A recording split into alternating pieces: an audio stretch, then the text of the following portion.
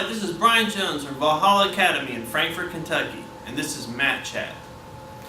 Today's topic is one that most people will eventually deal with, unfortunately, and it is basically coming back after some time off. Why do people take time off? Well, life. Okay, life gets in the way. Sometimes it's an injury that happens. We're going to deal with that sort of specifically in a later Mat Chat. But sometimes it's injury. Sometimes they have a child. Sometimes they have school that gets in the way. Sometimes they have other responsibilities, life responsibilities that come up with work or whatever. And they're not completely done with jiu-jitsu or judo or whatever grappling art they're studying, but they want to get back into it. But it can be daunting, and the further they've gotten before they quit, it seems to be harder on them. So if they've gotten their blue belt or their purple belt, sometimes it's a little difficult because when they come back, they don't feel like they can hold their rank. They're a little out of shape. The lower ranks are sort of beating them up, and all this sort of thing. And so it gets in their head, and they have this problem with it. Here's the thing. It doesn't matter, okay? It's not a sprint, it's a marathon. And it's not a race. You're not racing with anyone else for improvement. That's the thing to understand. You've got to be in this for yourself. As soon as you realize that you're not in a race with anyone else, you're just trying to get better than you were, then it ceases to be really important about how super awesome your performance is on any given night.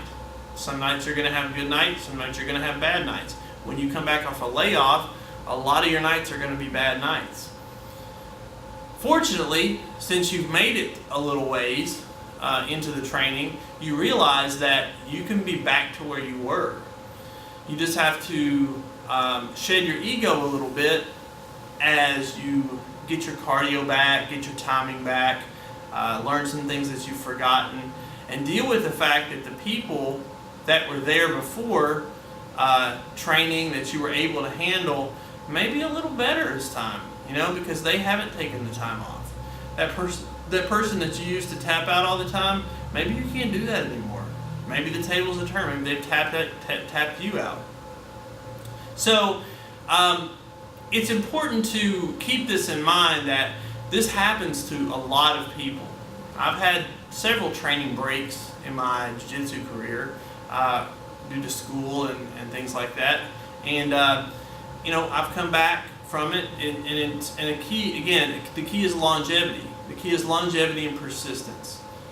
Okay, some people will come in really fast, train really hard, they're really talented and athletic, and you think that they're going to go to the top of the world, and then suddenly they disappear, you never see them again, or they come back later, and suddenly you're the guy that's on top in terms of skill level.